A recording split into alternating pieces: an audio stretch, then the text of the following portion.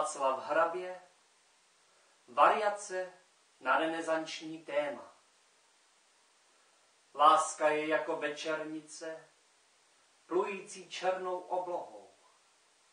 Zavřete dveře na petlice, zhasněte v domě všechny svíce a opevněte svoje těla, vy, kterým srdce skameněla.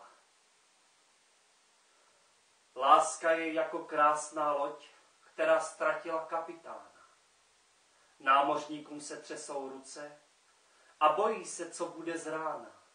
Láska je jako bolest z probuzení a horké ruce hvězd, které ti sypou oknem do vězení, květiny ze svatebních cest. Láska je jako večernice, plující černou oblohou. Naše životy hoří jako svíce a mrtví milovat nemohou. A toto je taky dobrý.